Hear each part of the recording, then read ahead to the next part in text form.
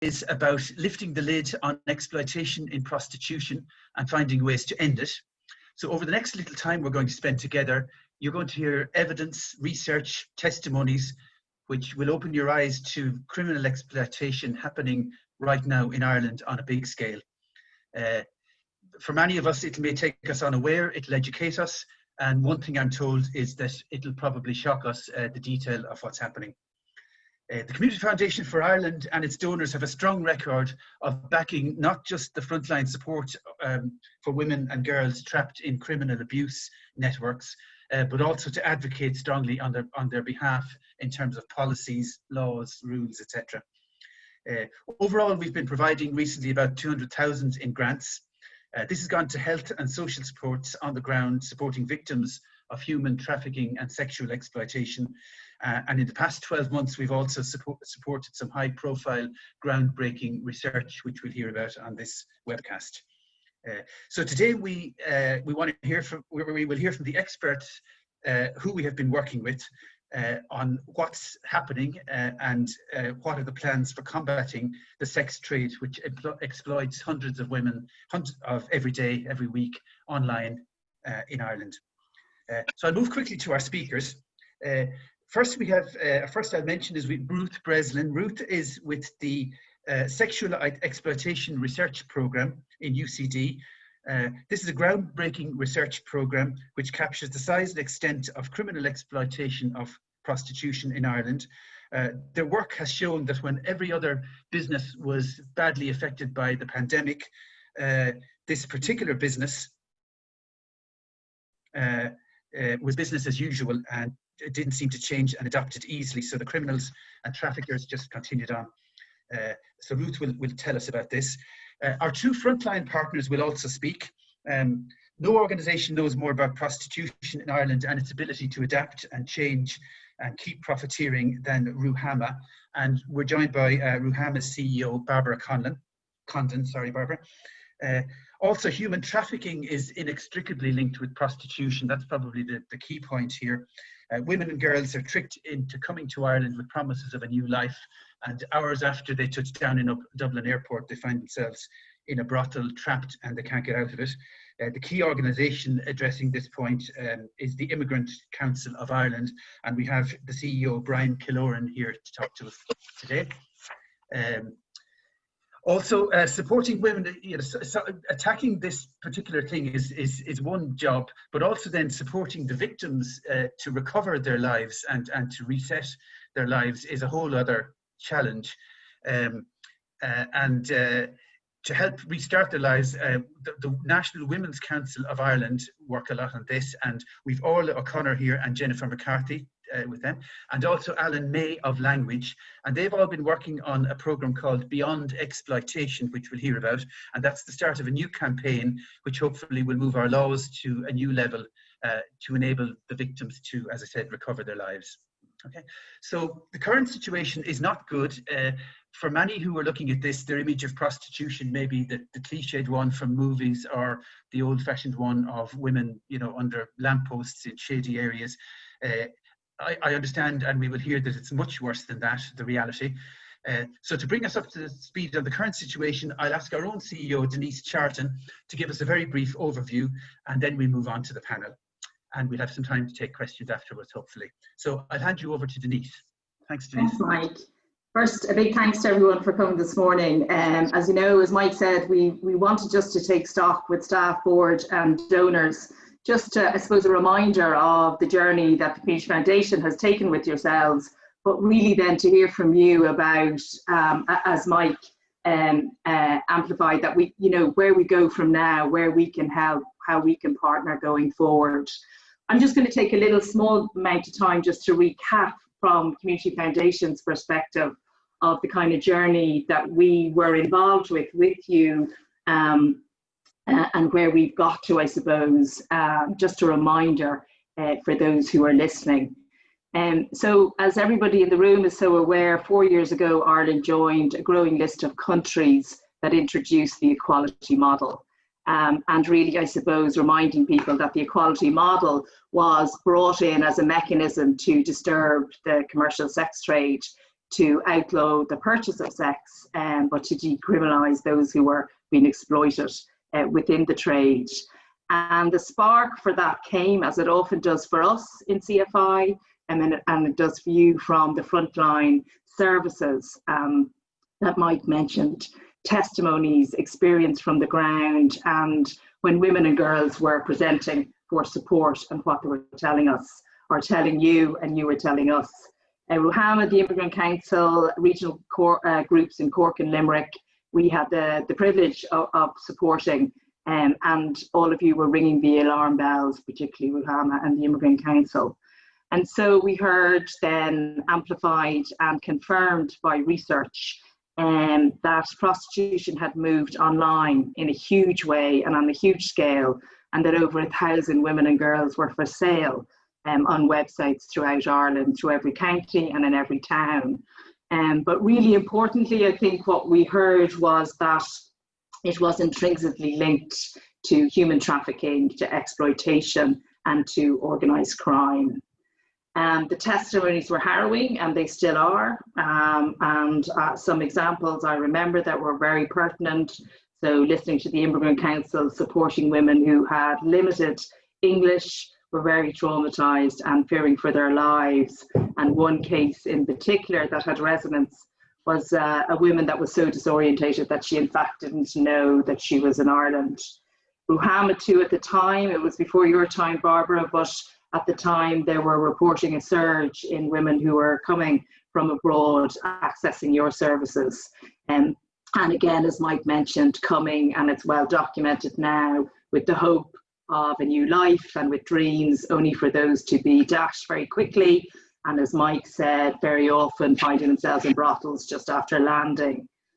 You told us about the women. We heard that huge language barriers, uncertain immigration status, no knowledge of the geography of Ireland, and yet there was evidence that they were being moved across the country, that they were being advertised from Cork to Dublin, from Dublin to Galway in the same day or week.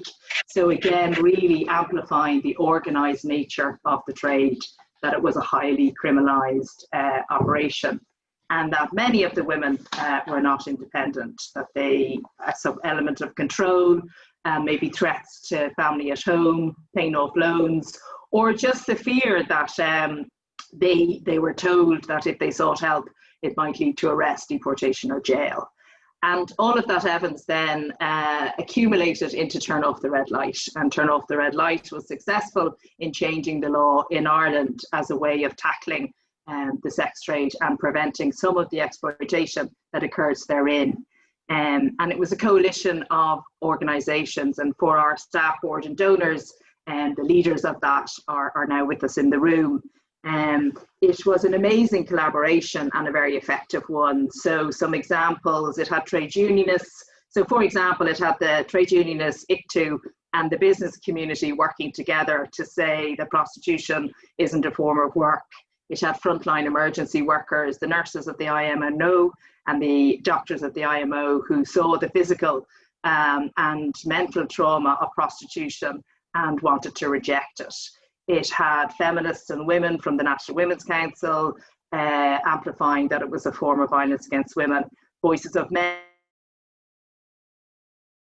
through the Men's Development Network and others. One of my favourite was the former President Jimmy Carter, when he lent his voice to the campaign. And that was one of the better moments, I think, that we all observed. So really a coalition of interests, diverse interests, who very different in what they were doing, but united in seeing the commercial trade as something that needed to be tackled in Ireland.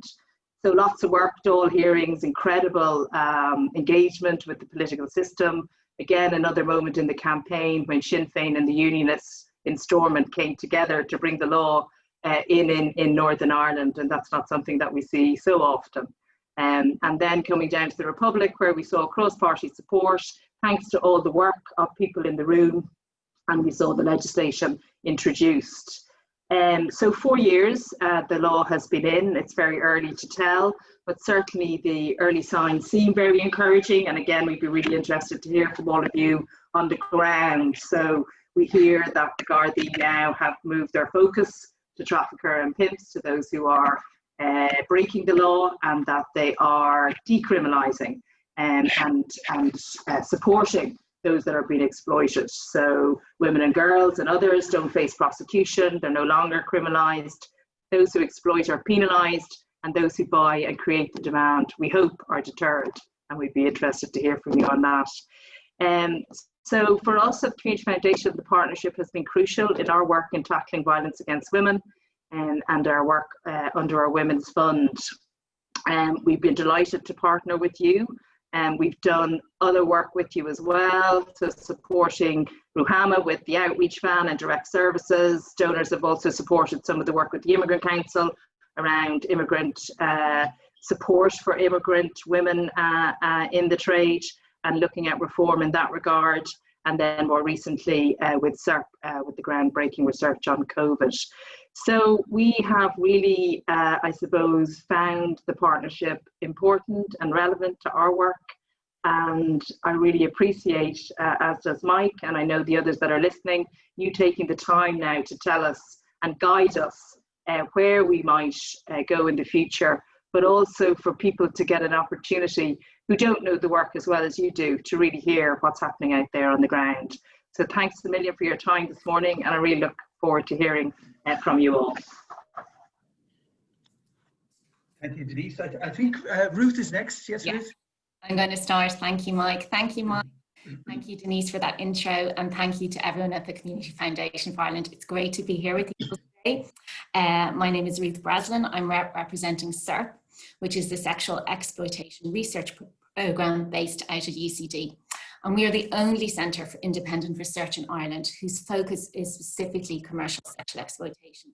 So we investigate how the sex trade operates, the impacts it has on those caught up in it, and the harms that it causes. So a lot of our work is focused on the harms and how the trade affects the women involved. And before I jump into facts, I just want to begin by emphasising the importance of research on this issue. There is a lot of myths and a lot of untruths perpetuated about prostitution and the sex trade in Ireland. And our work in SERP is really focused on ensuring that policymakers, lawmakers and other stakeholders have a true understanding of what's really going on in the trade and what's really happening for the women caught up in it. So we aim to provide that solid evidence base as much as possible and also for frontline services and those who do advocacy work in this area.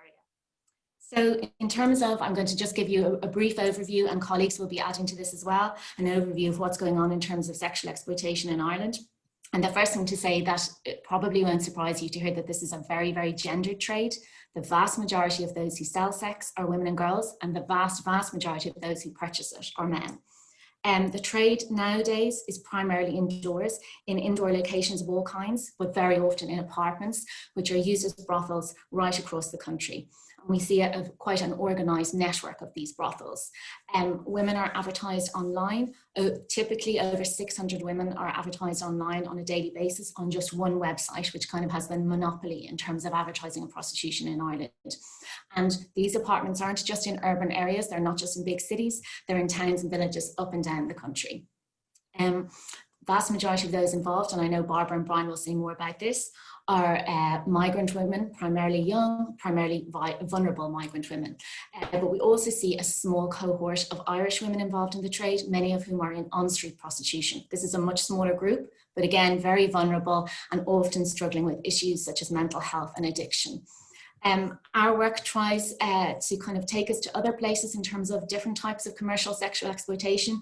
So we also try to look at things like sex for rent and the sugar baby, sugar daddy arrangements, and what's happening on platforms online, such as OnlyFans. So I don't have time to get into all of that now, but we can maybe come back to some of these issues in the Q&A. But suffice to say, I suppose the common thread that binds all of these different forms of exploitation is the exploitation of primarily young women's vulnerabilities, but especially their often desperate need for money.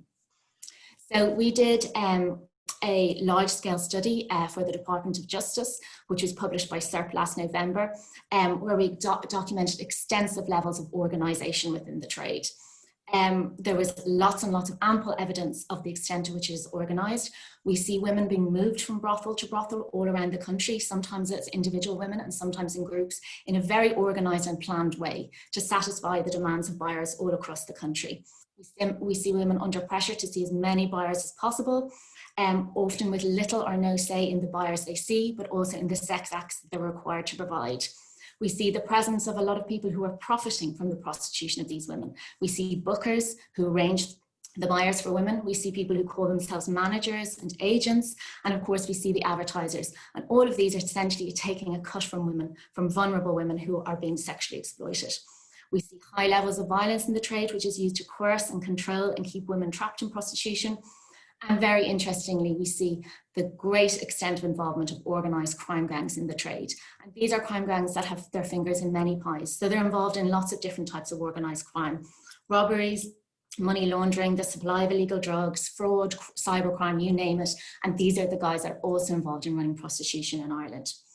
So just to mention that some of our colleagues that we collaborate with are here today, and it's really wonderful to be able to do that collaboration, particularly with services at the front line.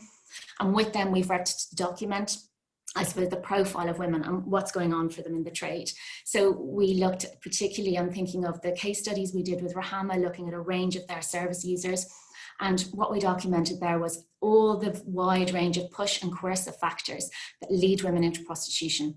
Poverty, extreme adversity in childhood, experiences of abuse, including child sexual abuse. These would be common patterns in women's background. We were also quite surprised when we looked at Rahama's caseload to see the number of women who are entering as children, so essentially experiencing child sexual exploitation. Absolutely plenty of significant evidence of pimping and trafficking within the trade, and I think Barbara and Brian will say more about that. But we also meet with and interview women who talk about the fact that they chose to enter prostitution. But when you really dig down into that, you can see that this is a choice out of limited or no other choices. They're entering in highly constrained circumstances. And I'm particularly thinking of the migrant women in prostitution in Ireland who are often there because they are in poverty, but because they're supporting families as well in their country of origin, and their families are relying on them for everything, even to feed them. So these women are under extreme pressure to provide that money for their families, and they stay in prostitution to earn that money. And that was even more prevalent that we saw during the pandemic. And finally, now I just want to say a word about buyers.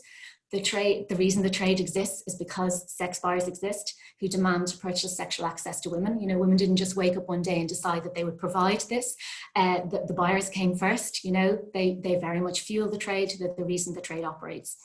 And we were able to look at, I suppose, in some of our research, we've looked at what their motivations are, the motivations of buyers. And essentially what is driving them is that they feel that they have a right to purchase sexual access to women and girls in prostitution, and that this is all about pursuing their own sexual desires. So women are incredibly dehumanized in the prostitution transaction because buyers see them very much as a product or a service. And they review them on the website as products and services. They rate them out of 5 stars for their appearance or the level of satisfaction they gave the buyer or how much value for money she provided. This did not change during the pandemic. So the Community Foundation for Ireland very kindly funded us to do a relatively small but impactful snapshot study on what happened with the trade during COVID-19. And what we found was a significant group of buyers that continued to purchase sexual access to women, involving obviously very close physical and sexual contact at the risk to their health, the women's health, the health of their family. And I suppose a key thing that seemed to unite these buyers was that they never asked one question about the welfare of the women or why women might have to continue to see buyers in person throughout a global pandemic. Again, their main focus was ensuring that they were sexually gratified and that their needs were fulfilled. So when we come to talk about the law in a moment, we'll see why it's so important to target those buyers. So I'm handing over now, I think, to my colleague Barbara.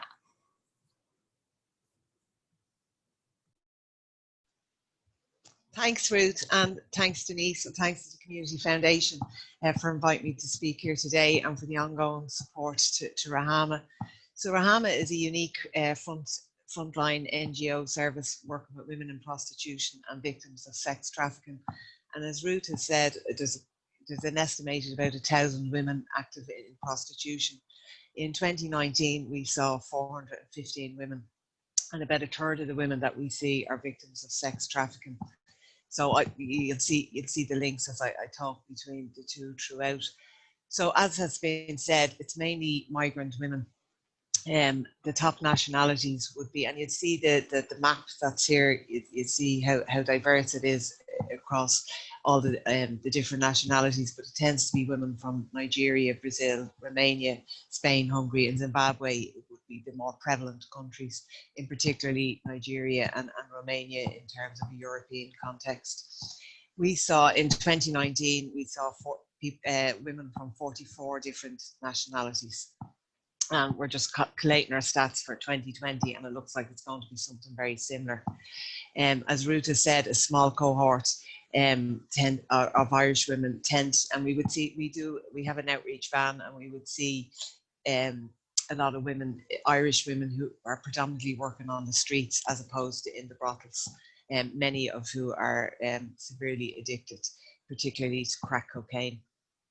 They're very young, but it has to be said, there's a market for all ages. So while it's very disturbing how young it is, all ages go, there just really is a market for everything.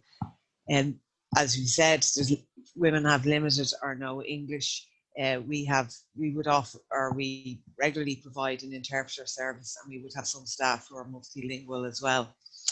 I'm not going to talk about the immigration status because it is a huge issue, but Brian is going to speak to that in a lot more detail. So just moving on then. So as Ruth has said, women are moved from apartment to apartment, no fixed abode, and that became a huge issue during COVID, particularly because they've no fixed abode. That was the brothel is people's homes, so a lot of women became homeless as a result of COVID. And those who didn't become homeless had to engage with their pimps. So it was sex for rent scenarios, causing huge stress during COVID.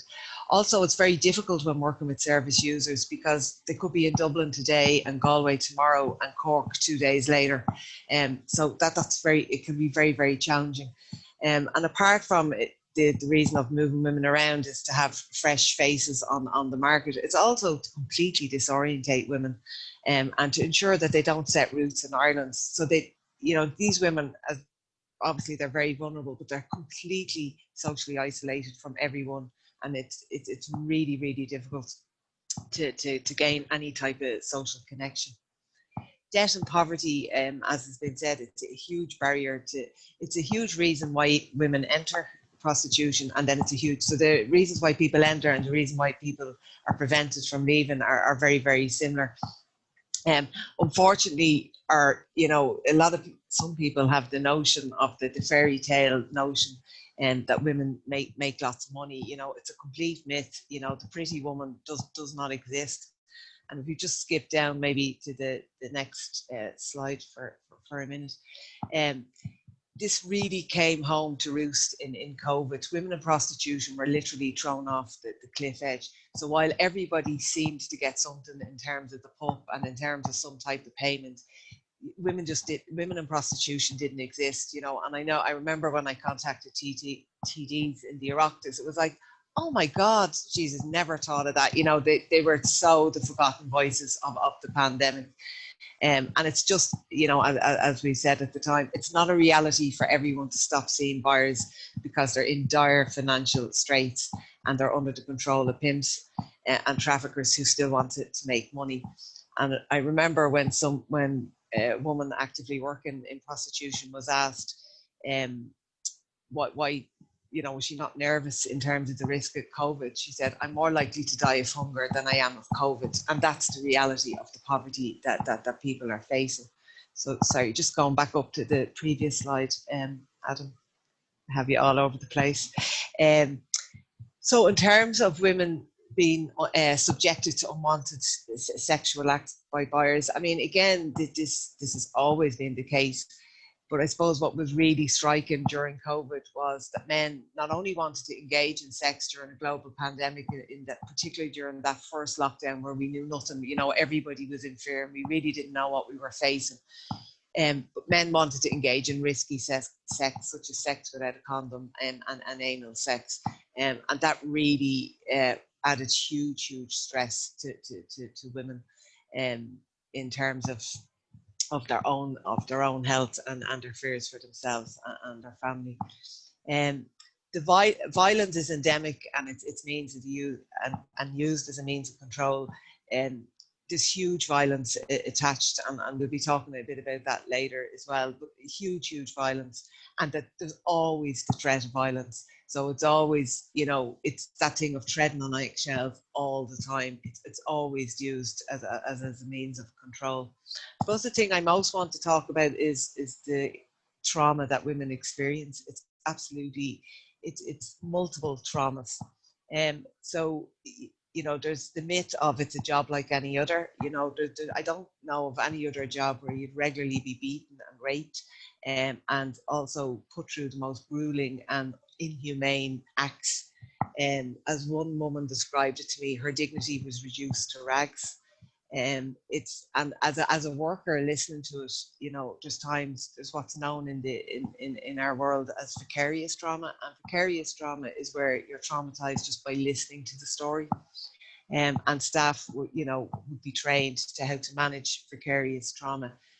And if I, as a worker, can feel physically sick listening to somebody's story, you can only imagine what it must be like to actually endure that experience. And some of the stories they're unbelievable, but they're so unbelievable and unimaginable. You think this can't be true, but the sad reality is they are true, and that's why women are so traumatized when they come to the likes of Rahama and other services, because they've been subjected to the most vile, inhumane acts. And you know, say when a woman, just to give an example, say if somebody's been trafficked, and they get protection and they come out of that situation, and a lot of people think, well, at least they're safe now, and they're safe from the traffickers to an extent, but they're not safe in their head from the trauma. They're not only reliving and the flashbacks of all the horrendous acts that's happened, but there's always the threat, because a lot of women are videoed and are recorded, and that constant threat is there, that it'll come out in the public, your family will be shown. So they're very traumatized in different ways. And that's why recovery and exiting from prostitution is a very slow and complex process, you know, and there's multi-complexities within that. So the trauma piece is really important. And we've been very fortunate that we got supported by the Community Foundation last year to develop our trauma therapy service, which is what we're currently doing. But it's a huge part of the exit pathways for women. Just in relation to then, we've said it's hugely isolating and invisible. It really is. It's one of the things that's so unspoken about, because it's such an uncomfortable. Sexual violence isn't a comfortable topic for anybody. So women are really further isolated. In terms of, I suppose, just very briefly, the impact of COVID, as I've said, it's the financial impact, it's the housing impact, the sexual health clinics were not accessible. You can't just walk in, so that's had a huge impact. Also, people's mental health. We've all endured low days during COVID, but people's mental health really struggled.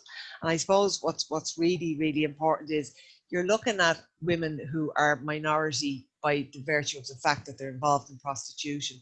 They're further in minority because they may be involved in addiction, or they may be homeless. They're migrant women. That brings its own. So you're talking about minorities within minorities within minorities. So that just kind of gives some, I suppose, highlight of the complexity of the layers that we're dealing with. And also, I suppose it's really important to, you know, as an advocacy piece, to highlight, you know, we need to go into the darkness in order to bring other people into the light. And I think that's why we're very welcome. You know, we're delighted to be talking today. And I just finish on the point around traffickers thriving on the chaos of COVID, and they really do, because risk and reward expands in their favour. So I'm going to hand over now to Brian, my colleague. Thank you. Thank you very much, everybody. I'm Brian, and I'm the CEO of the Immigrant Council. Thanks to Denise and to Mike and all at CFI for the opportunity to talk to you today. We're a national level organisation working on the immigration and integration approaches in Ireland in general, and an independent law centre as well. So every year we provide about 5,000 call support through our helpline. We legally represent about 200 cases, and of those 200 cases, we provide full legal representation to about 50 to 60 cases, and always about 30 or so of those cases are victims of trafficking. Just to give you a kind of a perspective on the legal representation that we provide. As Barbara has kind of well outlined, the situation in regards to victims of trafficking in Ireland are some of the most complex and high trauma and high needs cases that we have ever seen. They're the longest in duration, they're the most complicated in terms of the needs of the person involved. And I suppose it is in the context in Ireland where we come in as an organisation that there's no legal representation, no free legal representation available to victims of trafficking in Ireland. The Legal Aid Board will provide some information and signposting, but we try and meet some of that unmet legal need, and we work very closely with Rahama, we work with the Gardaí, we work with the HSE on the support of these cases. Just to flesh out the trafficking part of it and not take too much time, because I'm conscious we want to have as much time for questions as possible, but trafficking is a phenomenon in Ireland that has been, has been worked on by organisations like ourselves for the last 12 years or so. It has developed, I suppose, over the years to the point where it now has at least official recognition from the state of it existing. When we started this work back in 2008, there was a widespread denial by the Gardaí and the state that trafficking existed at all in Ireland, but now there is a recognition that it exists in every town in Ireland. If you take a snapshot of a year, say for example 2019, there were 42 cases identified by the state. Of those cases, 38 were female, 7 were children. Of those cases, 34 cases of the 42 were cases of sexual exploitation. So as both Barbara and Ruth have said already, it is a highly gendered phenomenon and highly weighted towards sexual exploitation, while of course labour exploitation and things like domestic servitude do exist as well.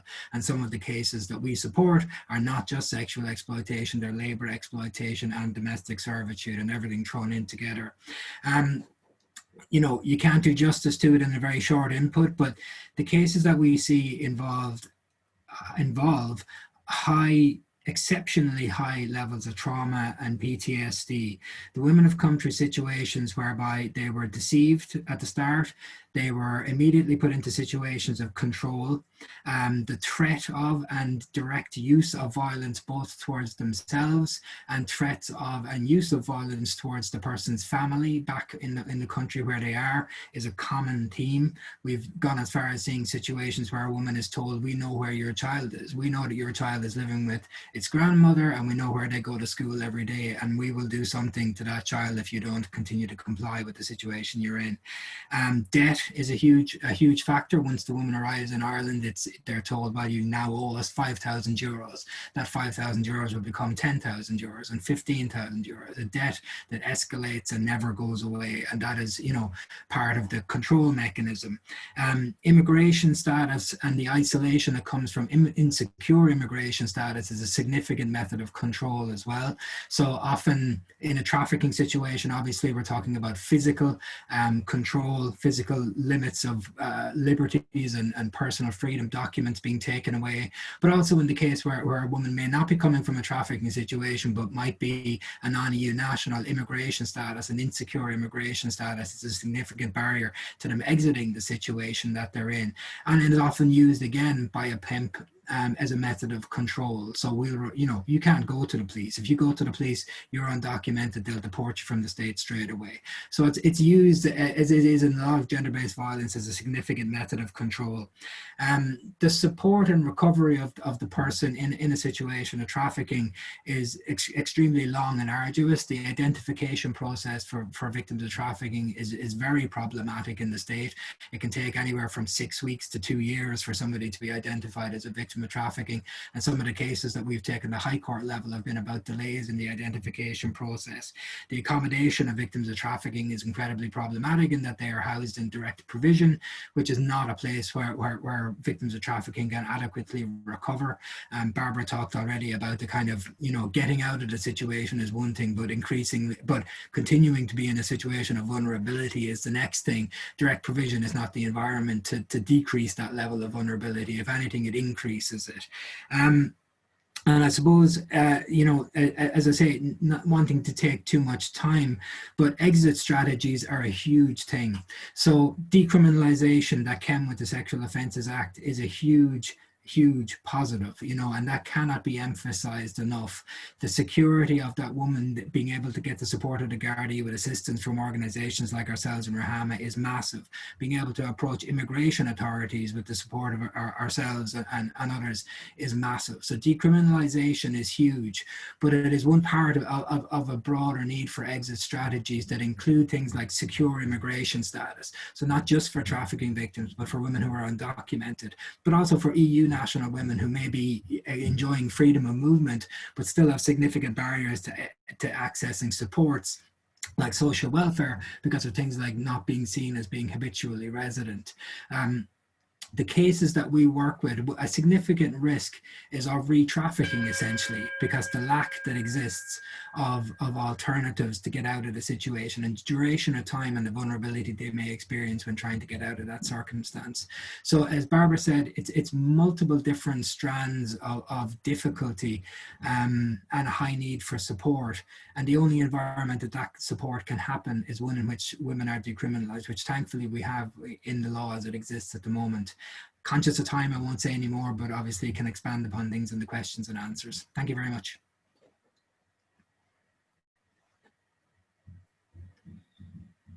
Oh, sorry, I should hand on to the next person. The next person is either Barbara and Jennifer then in terms of the next section. Apologies.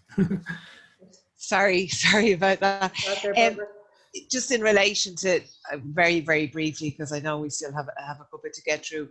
So just the main services supporting women in prostitution would be the Women's Health Service, and that's specifically around their sexual health needs. So where there's a service for like with a nurse and doctor, and also they provide a case management service as well. There's ourselves. That our main services is the counselling and trauma therapy, our education and development service, Bridge to Work, our outreach, and also our casework. And then Brian has outlined the Immigrant Council of Ireland.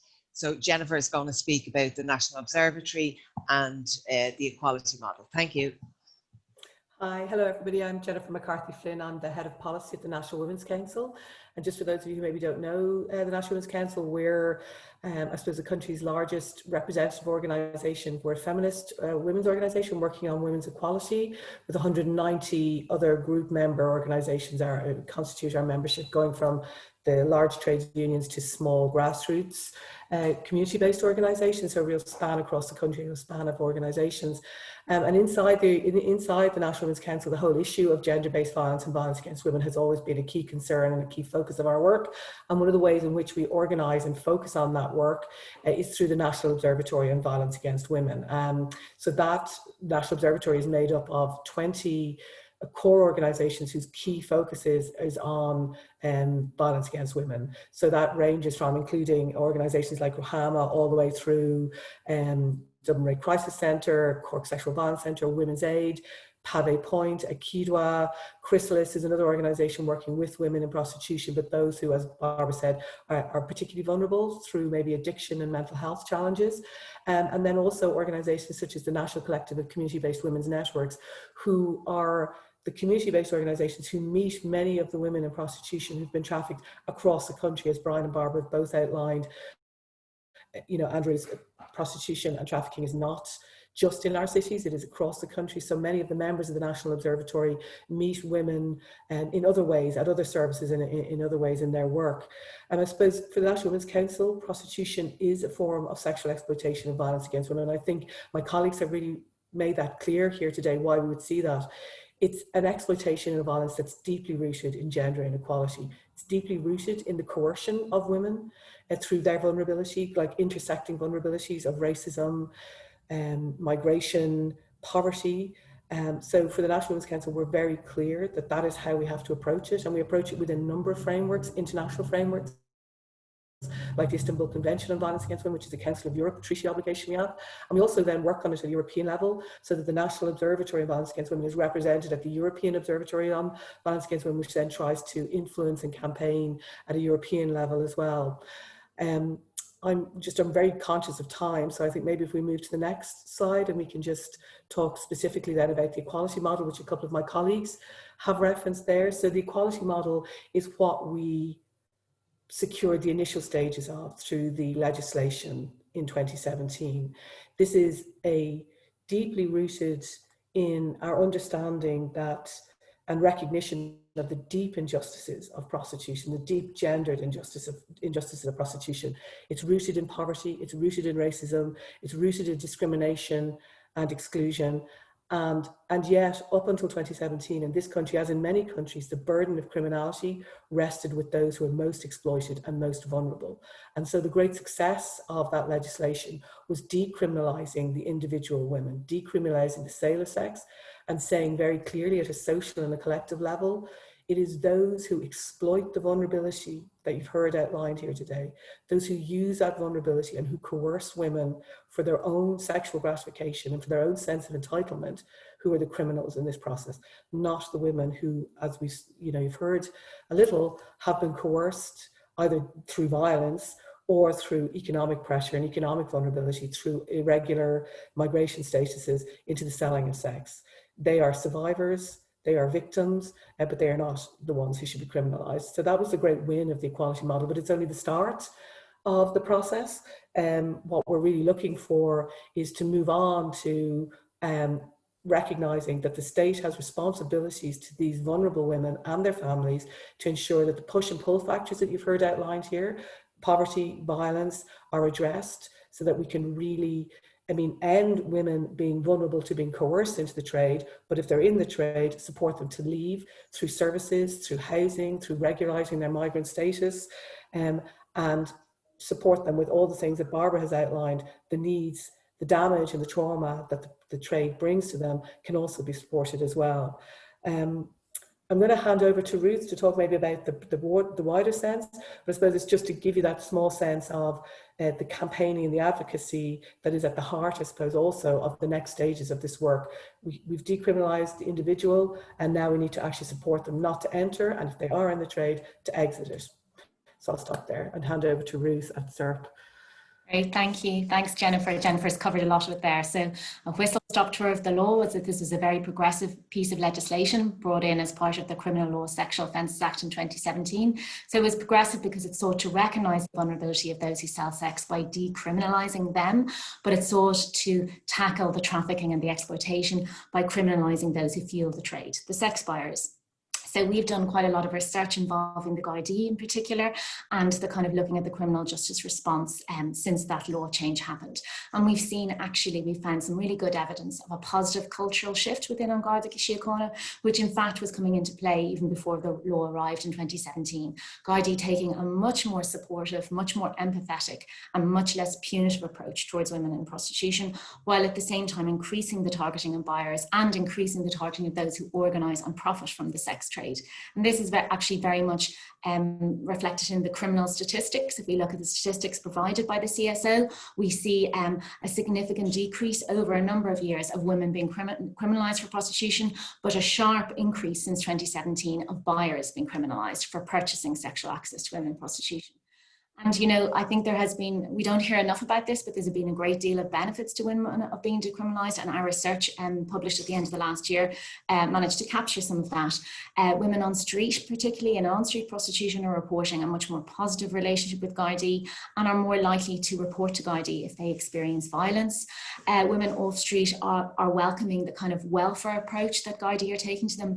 Rather than Gardaí coming in and knocking down the door of a brothel, they're knocking gently on the door of a brothel and finding out how women are getting on and checking on their welfare and advising women to get in touch with them if they need support.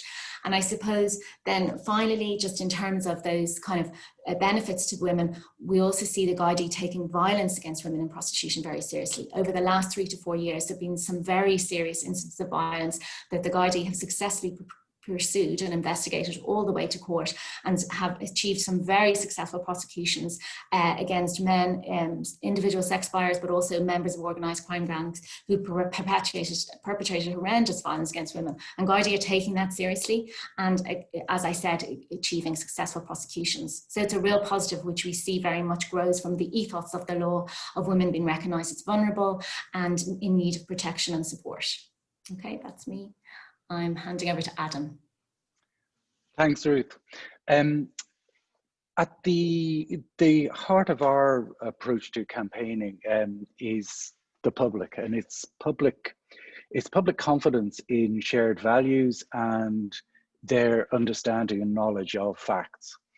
So what we did last year, it was in June of last year, through to the end of last year, is we conducted a public polling using a nationally representative sample, just to get a feel for what was happening outside of the bubble, outside of the group here who understand the issues and face it every day, to see what public sentiment was and what the level of public knowledge was. And really it was to help us understand what the public thought and felt about this issue. And what it revealed was a very complex understanding of the connectedness between the harm to the individuals on the front line of the sex trade that you've heard about from Barbara and from Ruth, and also the impacts that the prevalence or the existence even of the commercial sex trade in a country has on the values of a country, and how confident people are in the commitment to equality and to victims of sexual violence, for example. So the first point here is probably one of the most significant ones, and that is that there is very, very low public awareness of the 2017 legislation. Only 7% of the Irish population know that that individuals on the front line have been decriminalised, and that's a fact that can be exploited by people who want to undermine the act, and it also it threatens the efficacy, the ability to apply the act as well going forward as a way of minimizing or suppressing the demand side of things. And what I'd like to do now is just get to kind of the end point, which is where we're looking at public support for change. What we did is we polled on public support for government, for state support, for preventions and for exit supports. So prevention, this is welfare measures to ensure that people don't get caught in prostitution in the first place. And you can see there a massive 75% overall agree that the state has an active role to play in helping people to avoid prostitution.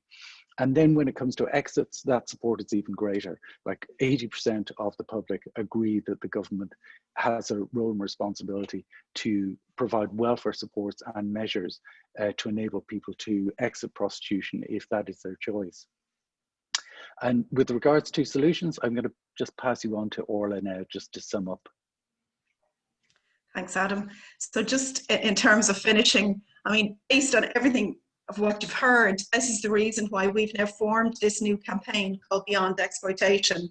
So Beyond Exploitation will be launched in the coming weeks. It's a civil society campaign. It's being led by the National Women's Council in partnership with the Immigrant Council and Ruhama. And it's also being very much based on the evidence that's coming from SERP and also the public research that's coming from language. And the centre of this campaign will be the experiences of women. And the experiences of women in prostitution and their articulation of the needs that they have with regard to the supports that they need for moving out of prostitution. The campaign will be very much about affirming and strengthening the equality model, and will also be really focusing on sort of driving public support for the type of supports that are necessary and the changes that are needed, both at a sort of a policy level and at a measures level in terms of, you know, what supports need to be put in place for women. So it's going to be sort of very focused on that. And it's very much going to be a campaign that's going to be based on a rights-based and on equality in terms of where it's coming from. So now it's, you know, really open to you to you know, ask us whatever questions in terms of the campaign, and that just gives you a sample of what the campaign will look like in terms of its website. And it is, you know, we've used this line of defending the human right not to be bought or sold for sex. Thank you. Thanks, Mike.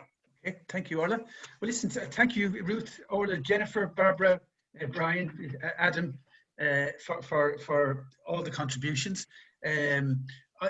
We have time, thankfully, to take questions. So I will. I have a few questions here that have come in from listeners. So I'll read them out exactly as they've been put to us, and I'll direct them to somebody, but everybody can chip in to answer if they want. So the first question is, hi, what has been the experience in countries where prostitution has been legalized or regularized? Maybe Barbara, if you could address that first, and then anybody else can chip in afterwards. Yeah, Ruth is probably better able to answer that than I am, but I suppose what I will say, where it has been legalised, it has increased. It has increased, prostitution has increased, and violence has increased, and the trauma has increased. So while there's this thing that it's safer and it will reduce, absolutely the counter has happened. If you look in Germany, like where it's legalised, and there's drive-through brothels, and the number of women that are exploited is through the roof over there, and so much so Germany are now rethinking, have they done the wrong thing, and other countries as well. Ruth, you might want to come in on that. Yeah, absolutely, Barbara. I mean, for me, it's all a matter of scale. When you legalise a sex trade, you give it a carte blanche to grow. And who runs that sex trade? So if you legalise a sex trade overnight, the organised criminals who've been running it become legal and legitimate businessmen.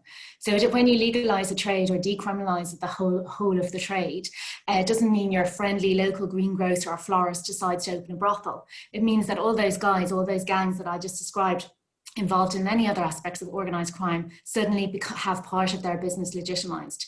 So just coming back to the issue of scale, Sweden was the very first country to introduce the legislation we've been talking about today, where those who sell are decriminalised and those who purchase sex are criminalised. And they have had that legislation in place since 1999. Whereas on the other hand, for quite a number of years, Germany has had a fully legalised trade.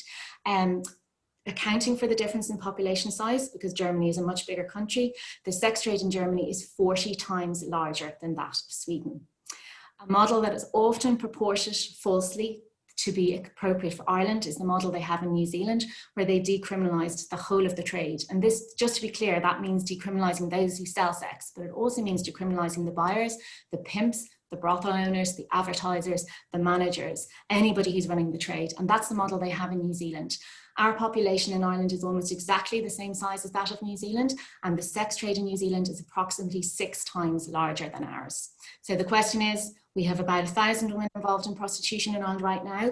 If we were to go down the decriminalisation route, we'd need to find 5,000 more women to be exploited in this trade. So it is a matter of scale, and there are many who would say that the legalised models in the likes of Germany and the Netherlands have been a social experiment that turned out to be an utter disaster. Can I just add on that one, Mike? Just one point in relation to trafficking in particular as well. I thought it was very pertinent from Amsterdam, and everybody is probably very familiar with that as a model where that kind of approach has been going on for a long time. 2 pieces of information. One, I thought was very pertinent that the head of police in Amsterdam calling it a failed experiment, that it hadn't worked to make the trade an acceptable one. And the other piece of information that I thought was interesting coming from the police in Amsterdam was what they said was that everything up until the point of legalization stayed the same. So in particular relation to trafficking, the trafficking flows, the exploitation, the grooming, the movement, the deception, the violence, everything was the same right up until the point that the woman crossed the threshold into a brothel that was legal in Amsterdam. It didn't change the trafficking flows whatsoever. It actually just, you know, gave it a veneer of legality at the very, very end, basically, and put it into a business model. You know? So that's just, I think, a really pertinent piece of information in relation to trafficking in particular. Can I just come back in there as well, Mike, just to say, girls are groomed at a very, very young age. It's really sick how young, you know, that this conditioning happens. But a survivor once said to me, and I think it's really, really important, a survivor once said, particularly coming from a very, very impoverished background, and she said, if that law wasn't in place, my children would be absolutely screwed, because the only option for them would be to go into prostitution. And that's so there's no hope from the very beginning in life. So that's why the law is really, really important, because it doesn't legitimize what is so heinous. Thanks. Thanks, Barbara. That cues in the next question very well. I'll read it out exactly as written again. It's how do you include the voices of women in the sex trade in informing your work? Now, I think, Ruth, I saved this one for you because it sounds like a research question. And if you could answer that, and then anybody else could chip in afterwards. So we are very fortunate, as I said during my presentation, to collaborate with my wonderful colleagues here who are obviously running frontline services. So I know in Rahama, you know, they're working with over 300 women a year. We've also collaborated with the Women's Health Service, who are also working with over 300 women a year, all of whom are currently involved in prostitution. So it's very much about reaching out to those women, particularly through the frontline support agencies that support and, you know, advocate on their behalf. So often when we are doing research, we like to with those frontline organisations so that we can, you know, hear the voices of those who are accessing those forms of support. I also think, and certainly we've done that in our research in terms of interviewing women, and particularly we've done in the Women's Health Service, we've done quite a lot of work interviewing women who are currently involved to get a really good understanding of what's happening in the trade right now. And then, of course, we have the voice of survivors, of women who've come out the other side and now have very much reflected on their experience within the sex trade. And I think they're really important in any aspect of work that we do, because they're the women who have, you know, the lived experiences. So I suppose sometimes we're also asked, you know, why don't you talk to sex workers, those who define themselves as sex workers? And I suppose what we found is, yes, we do. Absolutely, we're talking to women who describe what they do as work. But in terms of those who are very vocal on this issue around kind of promoting sex work, we find that they're a very small but very vocal minority in the trade, and that their experiences rarely reflect the broader experiences of others who are involved. So, you know, we're very mindful when we're talking to women. Yes, we're talking to them about their own individual experiences. That's one thing. Talking to those who lobby and promote the trade is quite another thing. So, you know, we're very clear about, I suppose, gathering a range and a variety of experiences, but we're also aware of those who are perhaps a mouthpiece promoting and speaking for the trade. And we would always just be kind of wary of that in terms of the kind of ethics of the research we're undertaking. Sorry, long answer. No, thank you, Ruth. Very good. Anybody else, any comments on that? Yeah, I'd like to come in on that. I think, you know, there's very few voices really in the sex trade, and that's because there's such shame and stigma attached to being involved in prostitution. So as an organisation, we're working to really put service users' voice front and centre, and I think that's part of what the Beyond Exploitation campaign is about as well. And hopefully, being involved in that, we will provide some of the service users' voice within that. So we have a service user involvement group set up, and we're looking at like how to involve service users across the organisation. And some of that, like the feedback would be, people want more social activity, you know, so it's about how.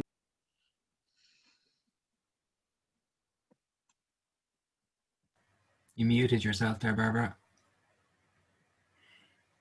Sorry, I didn't. Can you hear me now? Yeah, we only lost about 10 seconds, I'd say, Barbara. So, okay.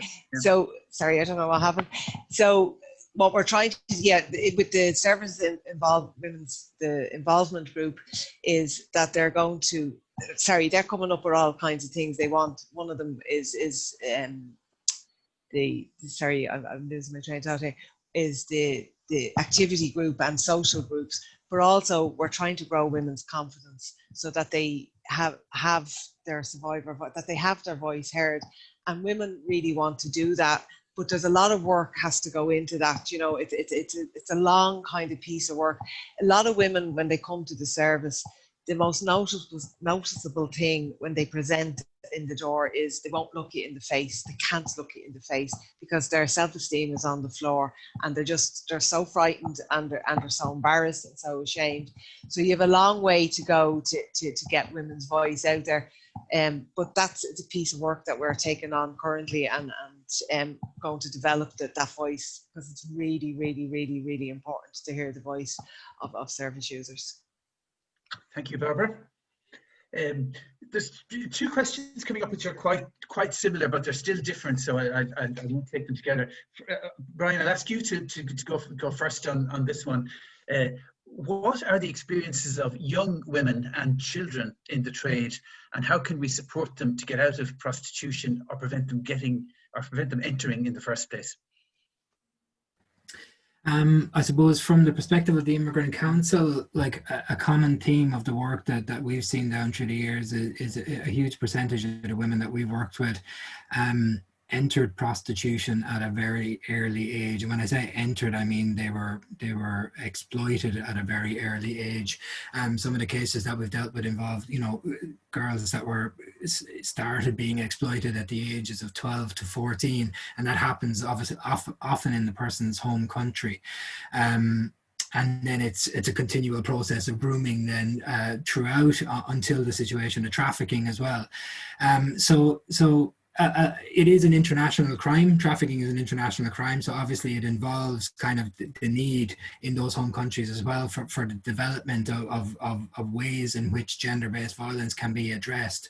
But what we can do as a country at this end is, when somebody is identified as a victim of trafficking, that they get the gold standard of supports that are necessary, that they get secure immigration status quickly so that they can not only feel secure, but actually cooperate with an investigation, begin their recovery, that they get the type of counselling and trauma and healthcare that they need to support that. In instances where children are involved, obviously, it's incredibly problematic. You know, we work very closely with TUSLA around a number of different cases, and the level of immigration knowledge within, say, bodies like TUSLA is in severe need of development as well. So immigration kind of comes much further down the road, and actually it underpins somebody's recovery as well, and that can be the case for a child or an adult in these circumstances. So I think you know, it is really about how we raise the bar of care in Ireland for how we treat these cases with a focus on compassion and dignity and rights, including immigration status, and that's for children and adults alike. Barbara and, you know, Ruth, you may have other comments to make on that, but I suppose that would be our reflection, is that it's a significant strand of the vulnerability, and therefore needs to be a significant strand of the response that we formulate in Ireland to these circumstances. Thank you, Brian. Anybody wish to add to that? Actually, do what I'll do, because the next question is similar. Jennifer, I'll just direct this to you. It's a wider one. It says, could you expand more on the exit strategies and what's needed? So that's obviously, as Brian said in some of his examples, not just for younger people, but for anybody, and maybe even particularly comment on older people, people at the upper end of the age scale involved here. You know, what exactly are the exit strategies? Somebody presents with a really difficult situation. What's the steps you go through? Sure. Well, I mean, I think the service providers have, like Immigrant Council and Rahama have given a real sense of the level of supports that are needed in order to work directly with the damage and the trauma that's caused by trafficking and by prostitution. A person who is as vulnerable to being trafficked and to coming into prostitution is usually there because of that deep economic vulnerability, housing vulnerability, their irregular migrant status. So there's a lot of very systemic issues at play here as well, which is why the National Women's Council sees this as such a core gender inequality issue. So there's a very extensive level of sort of legislative and campaigning work that needs to be addressed in order to meet those housing needs, to seek the regularization of women who are presenting with difficult migration and immigration status, and which makes them vulnerable to being brought in or staying in. And then there's a huge range of just very practical supports: emergency housing, appropriate emergency housing. As Brian named, direct provision is not an appropriate place for a woman who's experienced extensive sexual violence and sexual exploitation to be housed in. Extensive health and medical needs. I mean, we have some supports for that in this country, but they're very limited, and the entitlements and rights of access are limited. We discovered during COVID that there's a very limited state engagement with the need for income supports for these women. As Ruth outlined, many women continued, I mean, on top of the health endangerment, the health risks they're already at from the violence that they experience and the other kinds of pressures that are put on them for risky sexual acts, including unprotected sexual acts. COVID obviously was another health risk that they were subject to. When we did go to the state and asked for additional income supports and additional welfare supports to be made available to these women, and that was not met.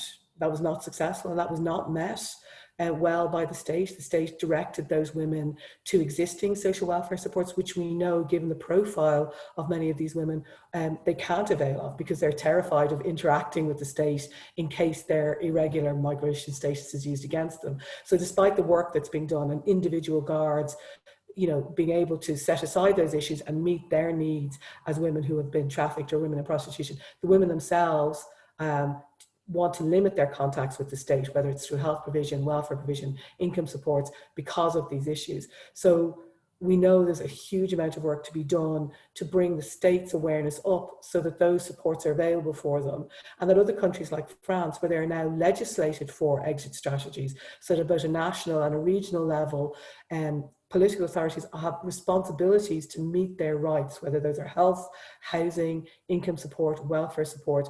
And we need to see that type of model developing here in Ireland so that those practical supports are made available to them in a very coherent and integrated way. So they're not dropping through the cracks, which can happen to all vulnerable people, but particularly this highly marginalised and vulnerable group. And so there's a mixture of systemic structural change that's needed, and then to underpin the provision of very practical supports as well. Thank you very much, Jennifer. Actually, two questions have come in since while you were talking, so I'll direct this one to Orla, I think, and maybe Adam could chip in as well. The question is, what's the time frame of the Beyond Exploitation programme? You know, how soon are there particular steps or target objectives and again particular outcomes that are hoped for within a particular period of time? Yeah, so as I said, the campaign will literally be launching now in the next few weeks, and at the moment we're sort of looking at a 2-year time frame, but that's very much about the funding. I mean, I think, you know, we know that this is long-term change, and particularly, you know, when we're talking, you know, a big part of this campaign is to look at those exit strategies and support for women moving out, and that is fairly fundamental structural change. So it will obviously go beyond that, but right now that's the sort of time frame we're looking at. But in terms of some of the sort of key pieces, I mean, one of the first things we will be doing will be really trying to drive a momentum amongst civil society. So really gathering as much support across civil society, across, you know, trade union sector, business sector, to really, you know, make this a very broad-based campaign, which is what we want to do in terms of driving support for the things we're talking about. And I think very much in the early days, and it goes to the point that Barbara was making, you know, this campaign is being very much led by the voices and the experiences of women. So one of the things that we particularly want to do is to look at how do we really support that to happen. So how do we support Ruhama, the women who are coming to Ruhama, the women who are coming to, and the people who are coming to the Immigrant Council, in terms of amplifying their voices. Because we know that's what people will hear, and that's what will convince people of the need to do this.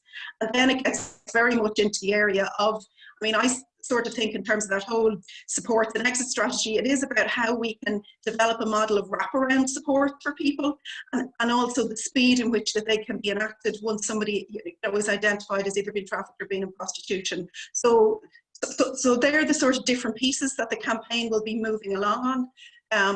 And I must say, like, we're really excited about this campaign because we think it's a real opportunity now that the legislation is in place, and we absolutely want to affirm that.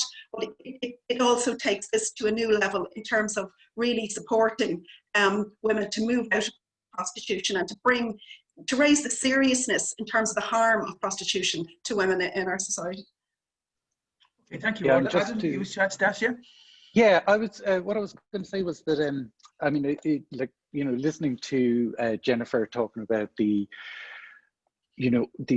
need-based response to people who are on the front line. I think what our research has showed us is that there's certainly public attitude for a sense of societal exit from commercial sexual exploitation, that there's a real deep understanding of it being like a fork in the road. You can go one way or you can go the other, but you can't have it both ways. That commercial sexual exploitation, it undermines our shared principles of equality and opportunity for everyone. And that is completely at odds with the idea that you might use somebody's vulnerability either as a disabled person or on the basis of their sexuality or their gender, that you might use that, or as their poverty, that you might use that as a way of trapping them within a system, a circular system, as Barbara has described it, of poverty and then further impoverishment.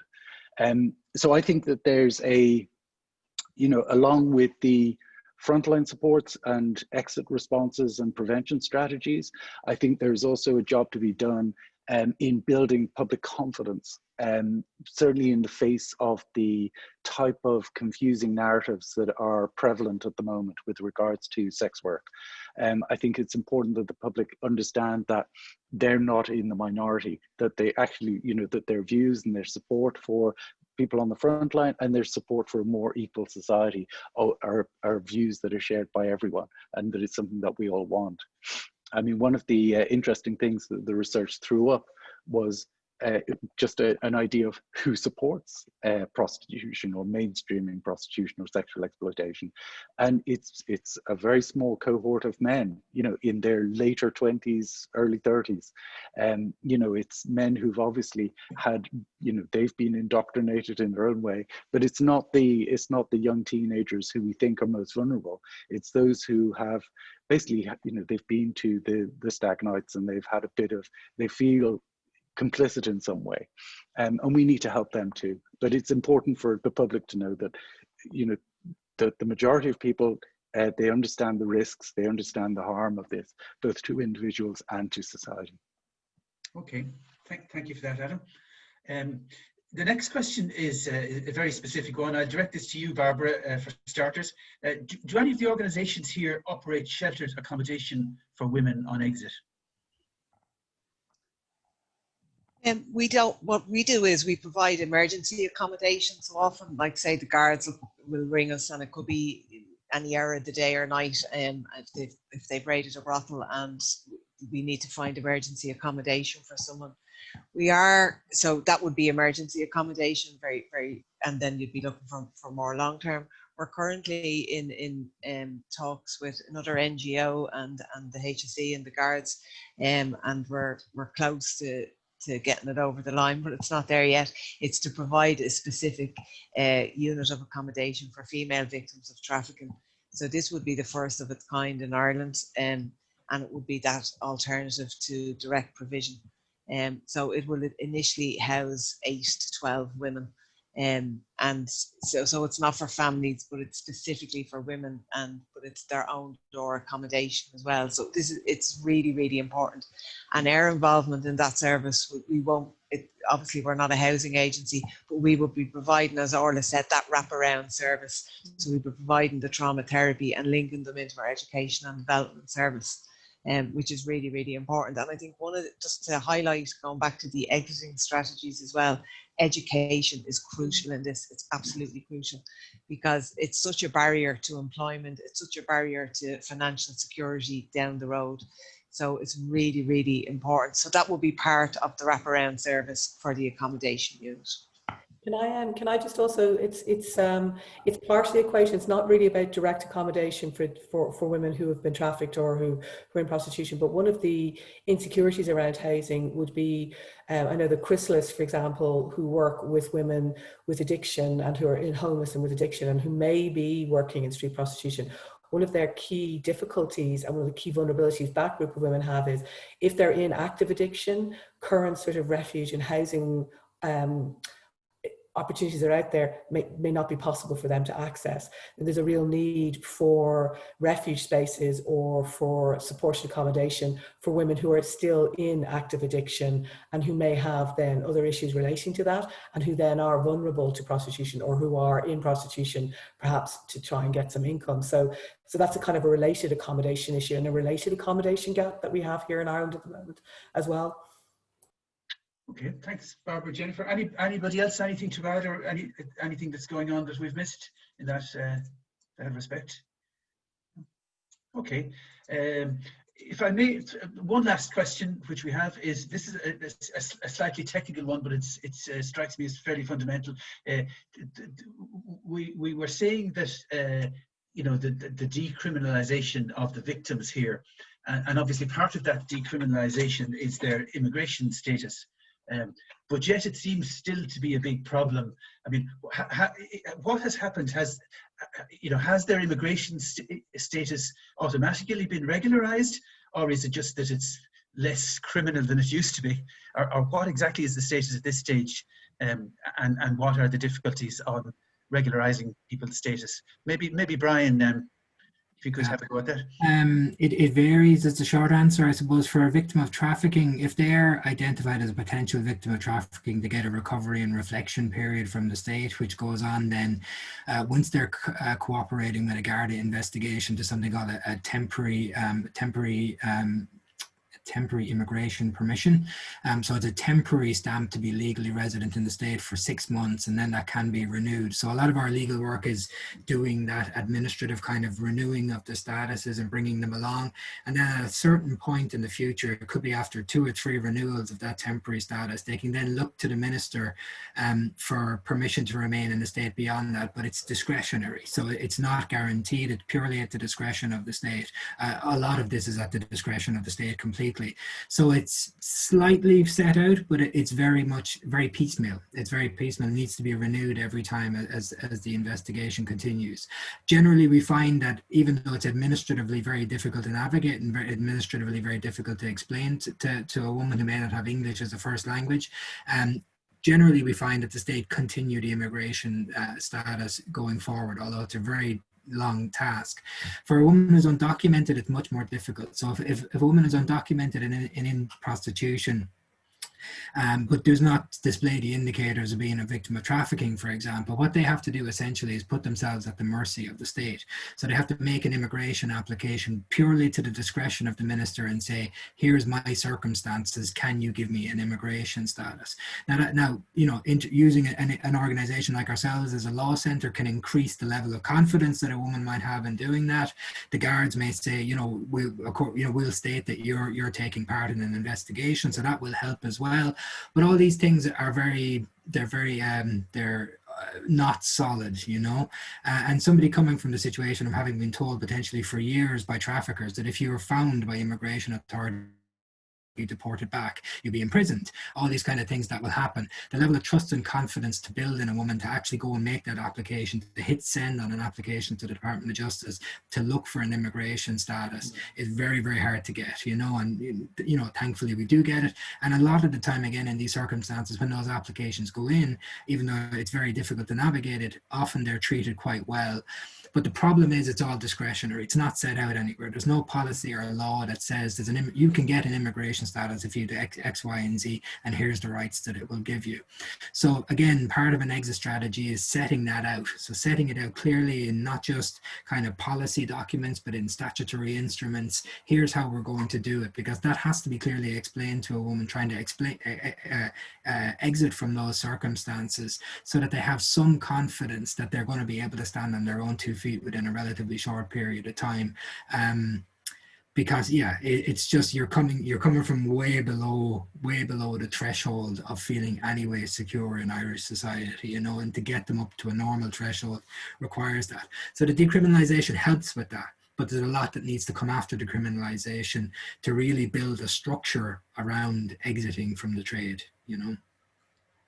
Okay, thank you for that, Brian.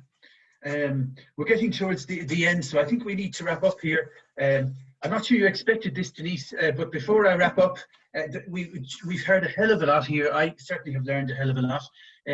Any reaction from you, just to summarise it before we wrap up? Mike, and thanks a million to everybody. It was really comprehensive. I suppose for me, what I heard you say, and for us to consider, is the collective approach that has been really effective by everybody in the room, the importance of evidence to inform any of the work. I was really struck by the collective response by the public, regardless of kind of their engagement with the issue around exiting strategies and prevention. So that's something that we really should be optimizing, I suppose. And then the practical issues of how do you ensure survivors get an opportunity to be core to the work, and the very important work that Rahama and the Immigrant Council are doing in that regard. Just having access to education and employment, and all those wider vulnerabilities to prostitution, and how we support women while they're in it, and how we support them in exiting. So look, there's a whole load there for us to go away and to think about, and I really appreciate, as I said at the time, what would be great is for us to follow on with you around where we as a partner might be helpful, and where our donors who are interested, how they might engage with you going forward. So with your permission, we'll do that. We'll be back to you. And again, just thanks a million for your expertise and all the wonderful work that you do. Thanks, Denise. And can I add, I mean, at the start I did say this would be eye-opening, educational and shocking, and I think that is definitely the case. I'd like to thank our expert speakers here for their insights, Ruth, Orla, Barbara, Brian, Adam and Jennifer. Not alone for the huge expertise they've been willing to share with us, but also for the great work that they're doing. I was also struck by the way that you all know each other very well and clearly cooperate very well across a broad spectrum where one thing overlaps into the next. Clearly the ending of this exploitation, abuse and human trafficking, which lie at the heart of this of prostitution, won't be achieved without exit strategies, which is extremely complicated, and that's obviously the next step. And on the positive side, I can see that that's been well planned, and obviously a lot has been achieved in the past, even though the problem is still a really difficult, intractable one. If any of you listening to this, either now or in the future, are moved, affected or impacted by what you heard today, please act. Denise and the team at the Community Foundation for Ireland would be very happy to hear from you, and obviously very happy to direct anybody where they might want to get expertise or to help them contribute to this situation. So all that remains for me to say is thank you very much to everybody for your time, for the speakers, Community Foundation for Ireland, and for all of you watching in. And I think that's been very useful. Thank you again. Thank you. Thanks, everybody.